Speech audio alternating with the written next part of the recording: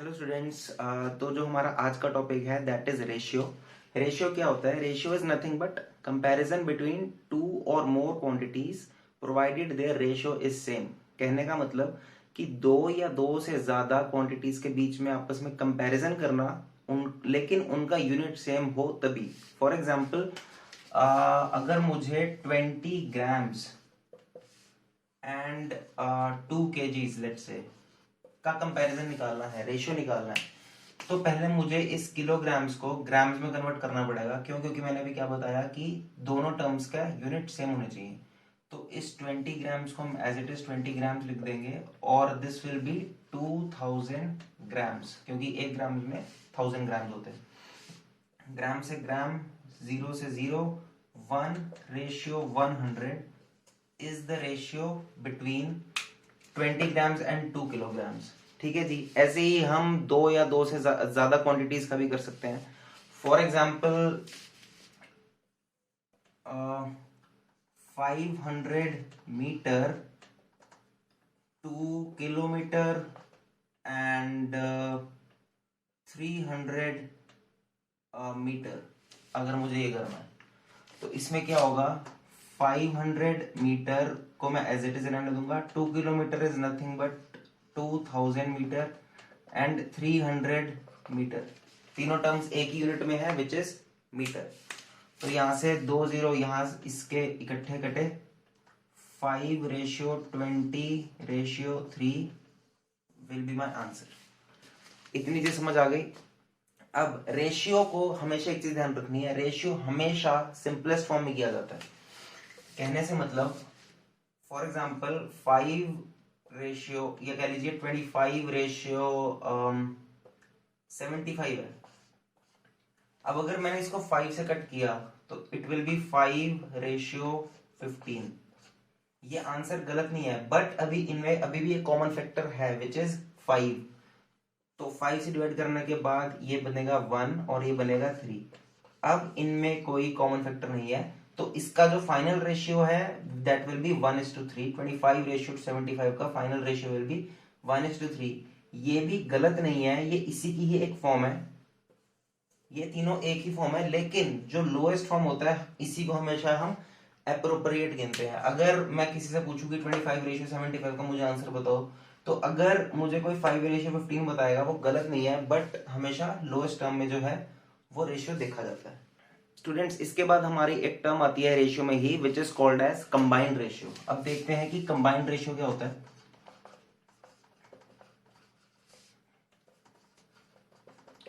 तो for example मुझे कोई दो टर्म्स का रेशियो गिवन है, for example A:B and let it be equal to 5:8। Okay, and मुझे B:C गिवन है 8:13। ओके, और कंबाइंड रेशियो होता है इन तीनों का एक साथ रेशियो, A:B:C फाइंड करना। ठीक है, अब हम देख सकते हैं कि दोनों रेशियोज में एक कॉमन टर्म है which is B common term है, और यहाँ पर b की वैल्यू 8 है और यहाँ पर भी b की वैल्यू 8 है। तो मुझे दोनों तरफ ही b की वैल्यूज 8 मिली हैं, तो मैं नॉर्मली लिख दूंगा दैट A:B:C इज 5:8:13। ठीक है जी। ये बहुत एक इजी सा एग्जाम्पल था कंबाइंड रेशियो का। इसको थोड़ा सा एक स्टेप अगर मैं आगे लेकर जाऊं, जैसे मुझे यहाँ दिया हुआ है A:B इज 5:8 एंड B:C मुझे दिया हुआ है फॉर एग्जाम्पल 12 कुछ भी 7। ठीक है, अब मुझे कहा है कि इसमें A:B:C को फाइंड कीजिए। इसमें क्या है, B यहाँ पर 8 है और B यहाँ पर 12 है। एक चीज ध्यान रखना, मैं हमेशा जो कॉमन आ रहा है B दोनों टर्म्स में, दोनों रेशियोज में जो कॉमन आ रहा है उसी की हेल्प से जो है मैं कंबाइंड रेशियो निकाल सकता हूँ। मुझे कुछ नहीं करना, दोनों तरफ B जो है मुझे सेम कर देना है। और 8 और 12 सेम कैसे होगा? जब मैं इनका एलसीएम निकालूंगा, और 8 और 12 का एलसीएम होता है 24। ठीक है, तो 8 को मैं किससे मल्टीप्लाई करूंगा कि 24 आए 3 से, तो ये बनेगा 15:24। एंड 12 को मैं किससे मल्टीप्लाई करूं कि 24 आए 2 से, तो ये बनेगा 24:14। तो A ratio B is 15:24, B ratio C is 24:14 और A ratio B ratio C का मेरे पास आंसर आ जाएगा 15:24:14, फाइनल आंसर। ठीक है, इसमें एक चीज खास ध्यान रखनी है कि अगर 3 8 से मल्टीप्लाई हो रहा है तो 15 से भी मल्टीप्लाई होगा। ऐसा नहीं होगा कि 5 ही, इसको 5 को 5 ही रहने दिया और यहाँ पे 24 कर दिया, और इस 12 को 12 ही रहने दिया और सिर्फ 7 को 2 से मल्टीप्लाई किया। दोनों मल्टीप्लाई होंगे। ठीक है, अब फॉर एग्जाम्पल 3:8 है, इसको मैं दुनिया के किसी भी नेचुरल नंबर से मल्टीप्लाई कर दूं 2 से, तो वो 6:16 बन जाएगा। इसको फिर मल्टीप्लाई कर दूं सपोज करो 5 से, तो वो 30:80 बन जाएगा। वो कट के वही आएगा जो मेरे पास ओरिजिनल था लोएस्ट फॉर्म में, लेकिन इनकी वैल्यूज पे कोई असर नहीं पड़ेगा। लेकिन हाँ, जो मल्टीप्लाई हैं वो सारे होंगे। ऐसे ही अगर मेरे पास 3 रेशियो है 2:3:5, अगर मुझे फॉर एग्जाम्पल इस 5 को 25 बनाना है तो 5 से मल्टीप्लाई किया, तो ये नहीं है कि सिर्फ 5 मल्टीप्लाई होगा, 2 भी 5 से मल्टीप्लाई होगा, 10:15:25 बनेगा ये। अब हम एक बार नजर डाल लेते हैं कि जो रेशियो के क्वेश्चंस हैं वो स्टेटमेंट फॉर्म में कैसे आते हैं। बिल्कुल ही बेसिक से स्टार्ट करेंगे। तो फॉर एग्जांपल हमें दिया हुआ है A:B:C इज 4:7:5। ठीक है, और हमें सम दिया हुआ है A+B+C का फॉर एग्जांपल 80। ठीक है, ये इनका सम दिया हुआ है। तो मुझे कुछ भी क्वेश्चन आ सकता है, find the values of A, B and C, या फिर find the values of A+B alone और B+C अलोन, या फिर C-A B-C, कुछ भी आ सकता है। तो पहले हम छोटी क्लासेस में कैसे करते थे, जो linear equation in one variable था उसमें हम एक वेरिएबल x मानते थे, let a is equal to 4x, b is equal to 7x, c is equal to 5x, फिर इन सबको प्लस करके 16x, वहां से x की वैल्यू आएगी। कुछ वही है, लेकिन क्योंकि हमें अपना कैलकुलेशन स्पीड अप करनी है, विदाउट जितना हो सके उतना पेन का कम इस्तेमाल करना है क्वेश्चन करते हुए, ताकि हमारी स्पीड जल्दी हो सके, कैलकुलेशन तेज हो सके। तो एक तरह से बात वही है, लेकिन सब कुछ माइंड में करना है। कैसे कि यहाँ पर यूनिट्स कितने हैं, पहले तो मैं बता देता हूँ कि पूछा क्या होगा इन्होंने। फॉर एग्जाम्पल इन्होंने हमसे पूछा है कि B-C कितना होगा, या फिर A+C कितना होगा, दोनों निकाल लेंगे हम। तो पहले हम देख लेते हैं यूनिट्स कितने हैं। यूनिट्स मतलब कि A को कितनी वैल्यू दी हुई है इन टर्म्स ऑफ यूनिट्स, क्योंकि वो एग्जैक्ट वैल्यू नहीं है।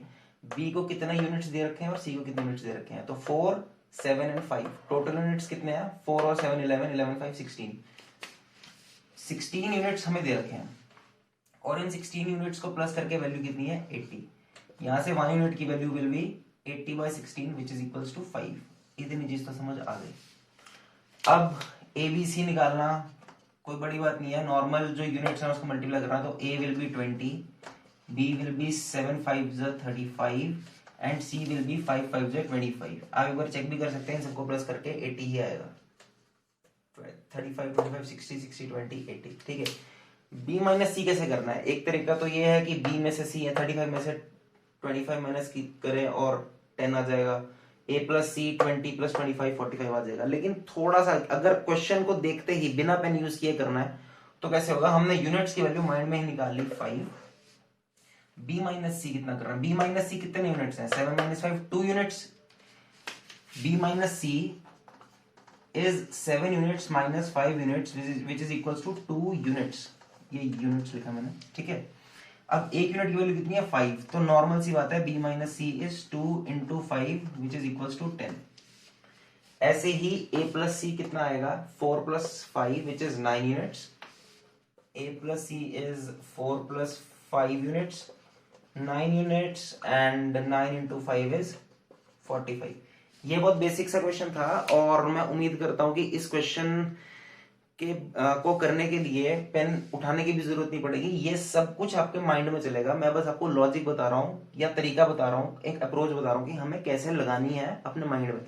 और जितना कम पेन यूज होगा, मानने वाली बात है, जितना कम पेन यूज होगा उतना जल्दी होगा और ये बहुत अच्छी एक ब्रेन की एक्सरसाइज होगी। एक बार गलत होगा, 2 बार गलत होगा, वो प्रैक्टिस में गलत होगा, बट हमारी प्रैक्टिस ज्यादा होगी तो डेफिनेटली एग्जाम टाइम में हमें पेन उठाने की ज्यादा जरूरत नहीं पड़ेगी। सिर्फ जो बहुत ही कॉम्प्लिकेटेड कैलकुलेशंस होंगी या कॉम्प्लिकेटेड स्टेटमेंट, बड़े बड़े क्वेश्चन होंगे, वहां पर होगा। और इससे क्या है, हमारा क्वांट डेफिनेटली बहुत जल्दी खत्म होगा और हम दूसरे सेक्शंस पर भी फोकस कर पाएंगे। ठीक है, तो अपनी प्रिपरेशन इस हिसाब से रखनी है। आगे चलते हैं। मैं कंबाइंड रेशियो में एक और चीज एक्चुअली सॉरी मिस कर गया, बट अगर मुझे 4 टर्म्स का निकालना है कंबाइंड रेशियो, और मुझे दिया हुआ है for example A ratio B is 5:3, B ratio C is 5 और 6:7, and C ratio D is 10:11। तो find A ratio B ratio C ratio D. तो एक अप्रोच तो ऐसे हो सकती है कि हम ए बी और सी का यहाँ से कंबाइंड रेशियो निकालें, फिर बी सी डी का यहाँ से कंबाइंड रेशियो निकालें, और फिर उनको आपस में क्लब करके देखें कि कॉमन टर्म्स कौन सी आ रही हैं। ठीक है जी। अब ये होगा कैसे,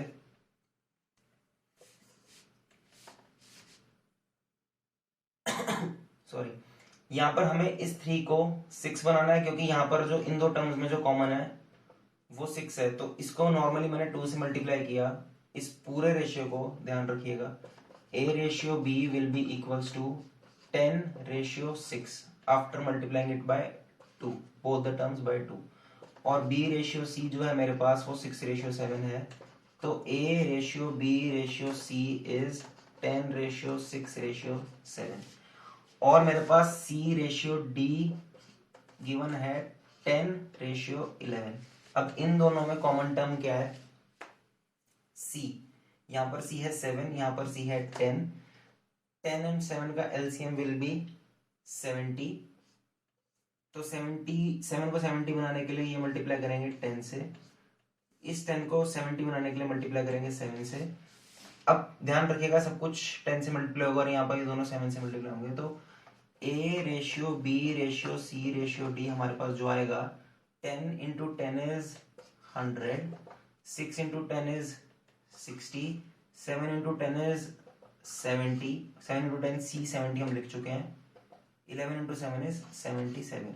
ये हमारे पास कंबाइंड रेशियो आएगा। ऐसे आई थिंक 4 टर्म से ज्यादा का कंबाइंड रेशियो आपको नहीं पूछेंगे, बट वो भी कुछ ज्यादा नहीं है। आपको ऐसे ही अगर सपोज डी रेशियो ई दिया हुआ है तो डी रेशियो ई की कोई भी वैल्यू है तो आप डी को कॉमन रख के इनका एलसीएम निकाल के आगे करेंगे। एक और चीज, एक थोड़ा सा शॉर्टर वे, अगर मुझे ए रेशियो बी दिया हुआ है 6:7, बी रेशियो सी दिया हुआ है 3:8, और मुझे एबीसी निकालना है। एक चीज ध्यान रखना, एक और हमारे पास तरीका है जहां पर हमें दो रेशियोज गिवन है 2 टर्म्स के। तो कैसे निकालना है, पहले इन दोनों को मल्टीप्लाई करना है, फिर इन दोनों को मल्टीप्लाई करना है, और फिर इन दोनों को मल्टीप्लाई करना है। ये ए बी और सी का आपका रेशियो आ जाएगा कंबाइंड रेशियो। इसको ऐसे मान सकते हैं कि ऐसे ऐसे और ऐसे अल्फाबेट एन की मिरर इमेज में मल्टीप्लाई करना है। ठीक है जी।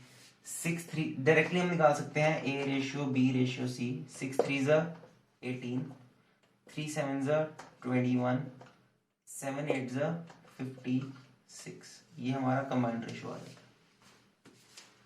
ठीक है जी। एक बार ध्यान से इसको देख लेना, वीडियो पॉज करके, अगर आपको समझना है तो खुद अपने कॉपी में प्रैक्टिस करनी है तो। और ये हमारा कंबाइंड रेशियो का कंसेप्ट था, और रेशियो का क्वेश्चन कैसे आते हैं वो भी हमने देखा। आगे चलते हैं। इसके बाद जो हमारा रेशियो का फॉर्म आता है दैट इज कंपाउंड रेशियो। अब कंपाउंड रेशियो जिसको पता है कि क्या होता है, find the compound ratio of for example 4:7 and 3:5। अब जिसको पता है कि कंपाउंड रेशियो क्या होता है उसके लिए ये निकालना 2 सेकंड की चीज है, लेकिन जिसको नहीं पता है उसको मजबूरन इस क्वेश्चन को स्किप करना पड़ेगा या फिर गेस वर्क चलेगा। लेकिन कंपाउंड रेशियो बेसिकली क्या होता है मैं आपको एक बार बता देता हूं कि A ratio B and C ratio D का मुझे अगर कंपाउंड रेशियो निकालना है तो कुछ भी नहीं है, बहुत इजी है। ए इंटू सी रेशियो बी इंटू डी का जो लोएस्ट फॉर्म में आंसर आएगा, लोएस्ट फॉर्म याद रखना, क्योंकि उन्होंने जो कुछ ऐसे आंसर भी दिए होंगे जो लोएस्ट फॉर्म में नहीं होंगे, और लेकिन हमें लोएस्ट फॉर्म वाला ही टिक करना है। ठीक है जी, तो 4 और 7, 3 और 5 का कंपाउंड रेशियो होगा 4 into 3 ratio 7 into 5, 12 ratio 35 will be my answer. ठीक है जी, ये है कंपाउंड रेशियो। आगे चलते हैं। हमारा जो नेक्स्ट टॉपिक है that is duplicate ratio. Duplicate ratio भी बहुत इजी है अगर हमें पता है, और अगर नहीं पता है तो फिर वही क्वेश्चंस के, बट बहुत इजी है। Duplicate ratio is nothing but A ratio B का अगर मुझे डुप्लीकेट रेशियो निकालना है that will be A ratio B का होल स्क्वायर, या फिर ए का स्क्वायर अलग से बी का स्क्वायर अलग से। ठीक है, तो अगर मुझे 6 रेशियो 11 का डुप्लीकेट रेशियो निकालना है तो that will be 36 ratio 121, as easy as that. ठीक है, अब एक और फॉर्म आती है which is sub duplicate ratio. Sub duplicate ratio कुछ भी नहीं है, सिर्फ डुप्लीकेट रेशियो का इनवर्स है। इनवर्स यानी कि इसका उल्टा है। डुप्लीकेट रेशियो में हमने क्या किया, जो गिवन टर्म्स थी उनका स्क्वायर किया। सब डुप्लीकेट रेशियो में क्या होगा, जो हमारे पास रेशियो गिवन होंगे उनका हमें स्क्वायर रूट करना है। तो 10 रेशियो 169 का sub duplicate ratio will be 10 ratio 30। ठीक है जी, इसके बाद हम चलते हैं ट्रिप्लीकेट रेशियो पे।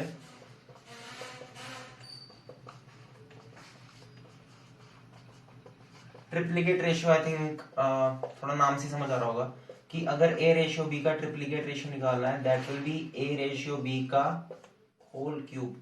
तो अगर मुझे 5 रेशियो 7 का ट्रिप्लीकेट निकालना है दैट विल बी 125 रेशियो 343। 5 का क्यूब 125, 7 का क्यूब 343। ऐसे ही सब ट्रिप्लीकेट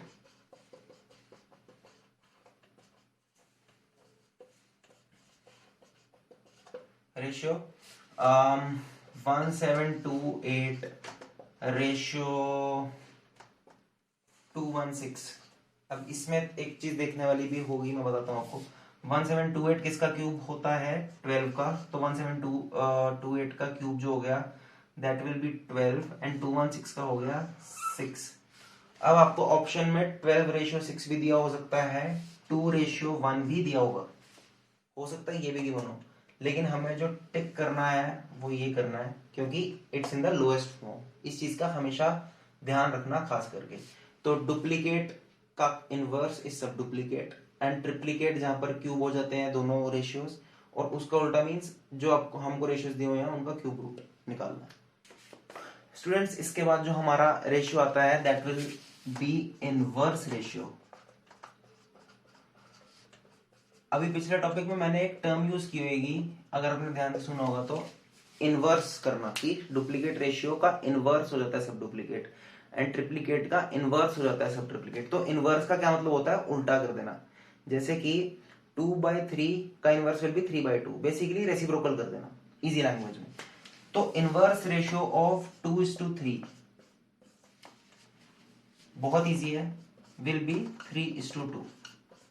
ये सबको पता है, बहुत इजी। अब ये हुआ कैसे, 1 ऐसा नहीं है कि ये दोनों, ये 2/3 था तो इसका इनवर्स 3/2 हो गया। आंसर नो डाउट ठीक है, बट लॉजिक ये नहीं है। लॉजिक क्या है कि ये जो 2 है ये 1/2 हुआ, और जो 3 है ये 1/3 हुआ, क्रॉस मल्टीप्लाई होकर ये 3 लेफ्ट हैंड साइड ऊपर गया और ये 2 राइट हैंड साइड ऊपर गया, तब जाकर 3:2। ये 2/3 को 3/2 नहीं बना, ये 2 1/2 बना, पहले 3 1/3 बना, उसके बाद जो है 3:2 आया क्रॉस मल्टीप्लीकेशन के बाद। ठीक है, ये मैंने इसलिए समझाया क्योंकि अगर आपको 2:3:5 का इनवर्स रेशियो पूछे तो कुछ स्टूडेंट्स को ऐसा लगेगा कि ये 5:3:2 हो जाएगा, जो कि गलत है। इसे बहुत ध्यान से करना है। कैसे, 1/2 1/3 1/5। ठीक है जी, इसके बाद अब कोई ऐसा नंबर जो 2 3 और 5 तीनों से जाए, तीनों से मल्टीप्लाई हो जाए, तीनों का मल्टीपल हो, और वो एलसीएम होता है। और 2, 3 और 5 का एलसीएम विल बी 30। ठीक है जी, 2 को किससे मल्टीप्लाई करें कि 30 आए, या कह लीजिए ऐसे कटिंग कर दें तो 15 रेशियो 10 रेशियो 6 फाइनल आंसर। तो 2, 3, 5 का जो इनवर्स रेशियो है वो 15, 10 और 6 होगा। ठीक है जी, और ये सिर्फ समझने वाली चीज है, हमें करना सब कुछ माइंड में है। कैसे, मैं एक बार बता देता हूँ। 2, 3 और 5 है, इसका मुझसे पूछा है इनवर्स रेशियो 2, 3 और 5। मैंने बोला जितना कम पेन यूज होगा उतना अच्छा है हमारे लिए, हमारी कैलकुलेशन स्पीड अप होगी, हमारा कॉन्फिडेंस डेफिनेटली बिल्डअप होगा। तो 2, 3 और 5 का मुझसे इनवर्स रेशियो पूछा है, मैं माइंड में ही कर लूंगा कि इनका एलसीएम 30 होता है। कुछ नहीं करना, 30 divided by 2 15, 30 divided by 3 10, 30 divided by 5 6, खत्म आंसर।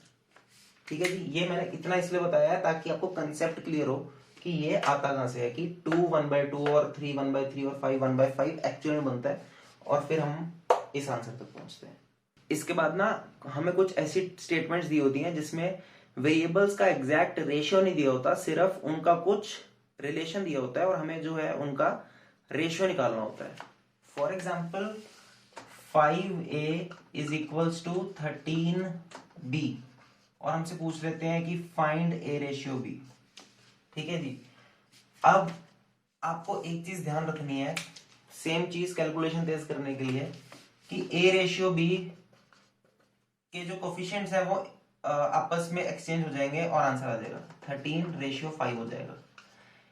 ए का कोफिशिएंट बी का रेशियो बन जाएगा और बी का कोफिशिएंट ए का रेशियो बन जाएगा। तो अगर 5a इक्वल्स टू 13b है तो a ratio b will B 13:5।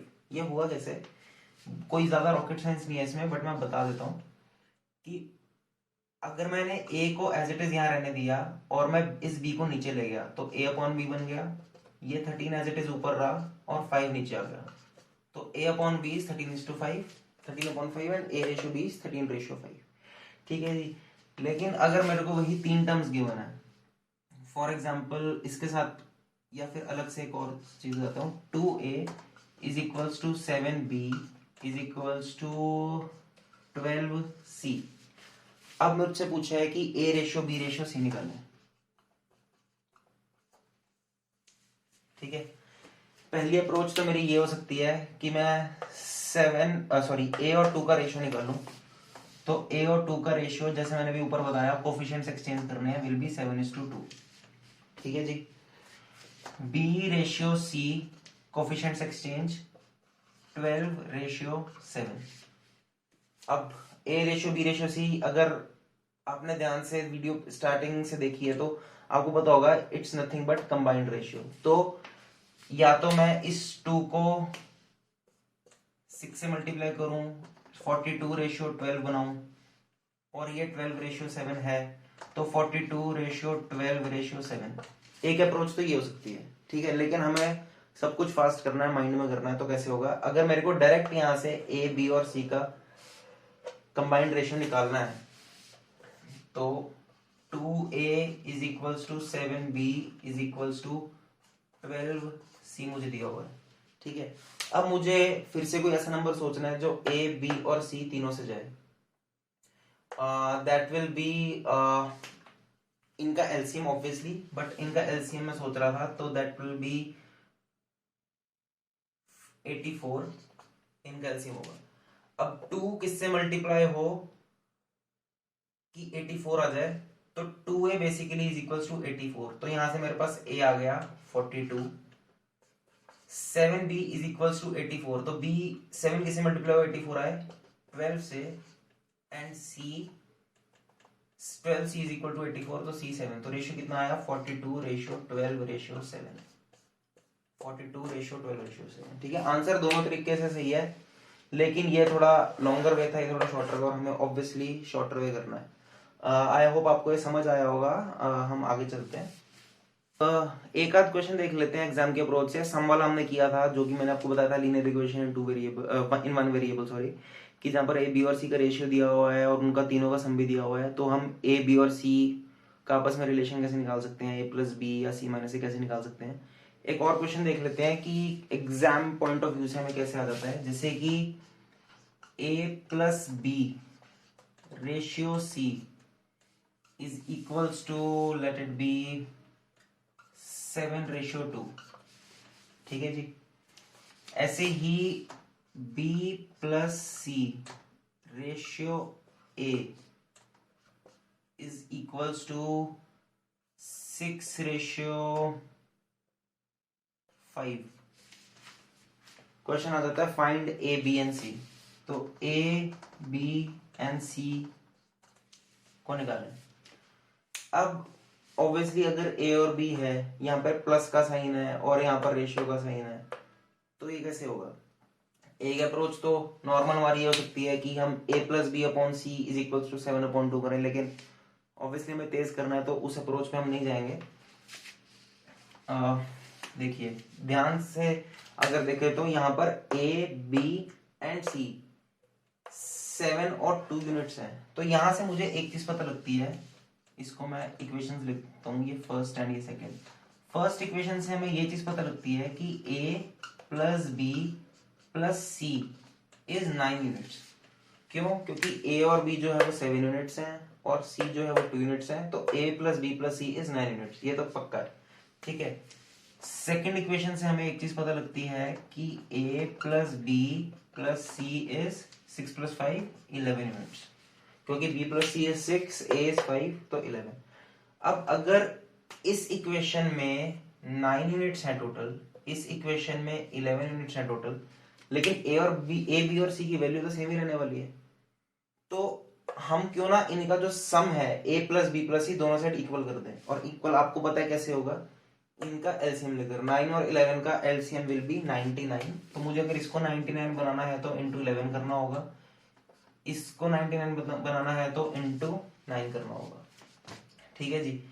अब इस पूरी इक्वेशन को अगर इंटू 11 करना है तो a+b ratio c is equals to 11। इसको हटा देता हूं मैं, बस ये समझाने के लिए था कि कितने यूनिट्स बनेंगे और उन्हें हम किससे मल्टीप्लाई करेंगे। ठीक है। 11 into 7 is 77:22। And second equation से हमारे पास आती है चीज कि b+c ratio a is equals to 6 9 54 ratio 5 9 45। ठीक है जी। यहां से हमें एक चीज पता लग जाती है कि जो c है वो 22 है, a है c 22 आ गया, a है 45 आ गया। अब a+b का यूज करके भी मैं b निकाल सकता हूँ, b+c का यूज करके भी a+b करके निकाल देता हूँ। a+b जो है मेरे पास 77 है। ठीक है जी।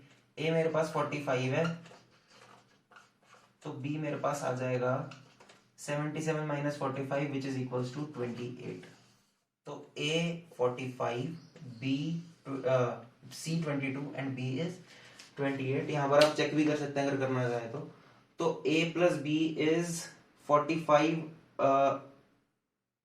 एंड 20, सॉरी यहाँ पर जो वैल्यू आएगी वो 32 आएगी, सॉरी माय बैड, यहाँ पर वैल्यू 32 आएगी।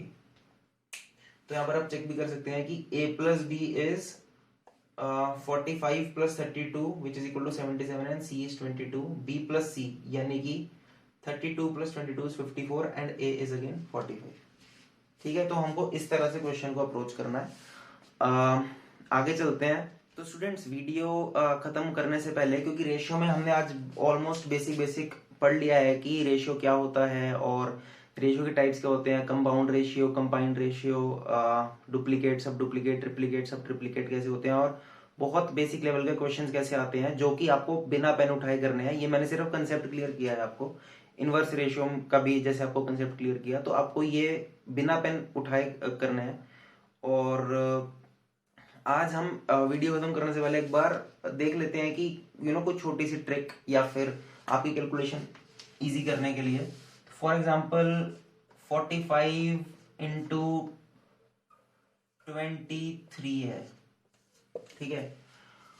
तो बच्चे क्या करते हैं कि जो हमारे पास बेसिक जो हमारे पास मेथड दिया हुआ है, हमें इनिशियली से समझाया जाता है, विच इज 5 3 15 करके और वो। लेकिन अगर मुझे ये सब माइंड में करना है तो मैं कैसे करूंगा, मेरे को माइंड में, ध्यान रखिएगा, सब कुछ माइंड में करना है, क्योंकि अगर आपने पेन उठाया तो फिर गाड़ी छूट जाएगी, उससे अच्छा है कि यही कर लो। ठीक है, तो बिना पेन उठाए आपको माइंड में ही सब कुछ कैसे करना है, ये सब कुछ माइंड में होगा, ध्यान रखिएगा।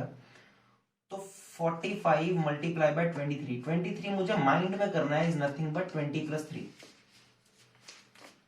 ठीक है जी। अब 45 इंटू 20 मुझे पता है 45 इंटू 2 होता है 90, तो 45 इंटू 20 होगा 900। ठीक है, आई रिपीट, ये सब कुछ माइंड में चलेगा। एंड 45 इंटू 3 ये भी माइंड में कैसे चलेगा, 5 3 ज़ा 15, 4 3 ज़ा 12, ऊपर वाला 1 दिया तो 13, 135 बन गया। 900 + 100 इज 1000 + 35 1035 आंसर। तो ये कुछ चीजें हमें फटाफट करनी है, बहुत जल्दी करनी है। एक और एग्जांपल दे देता हूँ मैं 2 डिजिट मल्टीप्लिकेशन का ही। थोड़ा सा बड़ा नंबर ले लेता हूँ, 64 मल्टीप्लाई बाय 19। हमें ये देखना है कि हमें क्वेश्चन तक जल्दी कैसे जाना है, हमें सॉरी आंसर तक जल्दी कैसे जाना है गिवन क्वेश्चन में। अब करना क्या है, अब ये वाली ट्रिक अगर हमें लगाना चाहूँ तो कैसे होगी, 64 10 + 9। अब 64 इंटू 9 करने में भी टाइम लग जाए, लेकिन अब मुझे एक चीज देखनी है कि यार 19 जो होता है वो 20 - 1 होता है। ठीक है, 20 - 1 होता है, और 64 ये सब कुछ माइंड में चलेगा, 20 - 1। अब 64 इंटू 2 मुझे पता है 128 होता है, तो 1280 में से 64 ही मैंने माइनस कर दिया 1 में से, सॉरी 1280 में से मैंने 64 माइनस कर दिया, 80 में से 64 गए 16, 1216 इज माय आंसर। तो ये बिना पेन उठाए ध्यान से करना है, और इससे हमारी कैलकुलेशन बहुत तेज होगी। तो ये मैंने आपको एक बेसिक सी चीज बताई है, मे बी आप बहुत लोग ऐसे ही करते होंगे, जो कि बहुत अच्छी बात है, बट इससे क्या होता है, हमारी जो कैलकुलेशन प्रैक्टिस है वो बहुत तेज होती है। कोई बड़े नंबर जो है हम मल्टीप्लाई कर सकते हैं, हमारा बेसिकली टाइम बचता है, क्योंकि हमारा जो मेन जो एजेंडा और जो मेन फोकस रहेगा एग्जाम में, कंपटीशन एग्जाम्स, क्योंकि मेट हमारे हमेशा टाइम की दिक्कत रहती है, तो हमारी कैलकुलेशंस डेफिनेटली इससे बहुत तेज होंगी, और हम आगे वाले क्वेश्चंस को भी ज्यादा टाइम दे सकते हैं, उन पर ज्यादा फोकस कर सकते हैं। तो वीडियो गाइज यहीं तक थी, और आप इस एक बार प्लीज इसको रिवाइज कीजिएगा कि रेशियोज जो मैंने आपको बताए, आप एक बार वीडियो पॉज करके नोट भी कर सकते हैं हर एक चीज, कंबाइंड रेशियो, कंपाउंड रेशियो, और इनवर्स एंड डुप्लीकेट सब, डुप्लीकेट सब क्या होता है, आप एक बार उन्हें ध्यान से देख सकते हैं, प्रैक्टिस कर सकते हैं घर में, और जो भी क्वेरीज होंगी वो मेरे से आप पूछ सकते हैं कमेंट सेक्शन में। I will definitely look into it, and मैं उसको रिजॉल्व करूंगा फॉर श्योर। उसके अलावा हम नेक्स्ट वीडियो में थोड़े स्टेटमेंट सम्स देखेंगे रेशियो के, और रेशियो जो है हमारा बेसिकली बेस होता है, base in the sense competition exams में रेशियो अगर मेरा बेस क्लियर है तो simple interest, compound interest, profit and loss, problem on edges, आपका परसेंटेज खास करके, ये क्वेश्चंस आपके इन्हीं पे चलेंगे, time and distance, time and work, ये सब जो क्वेश्चंस है आपके रेशियो के इर्द गिर्द ही घूमेंगे। और रेशियो अगर आपका बेस क्लियर है तो ये क्वेश्चंस की आपको कैलकुलेशंस बहुत इजी होंगी। तो प्लीज एक बार इसको रिवाइज कीजिएगा, एंड डेफिनेटली मिलते हैं नेक्स्ट वीडियो में। Thank you.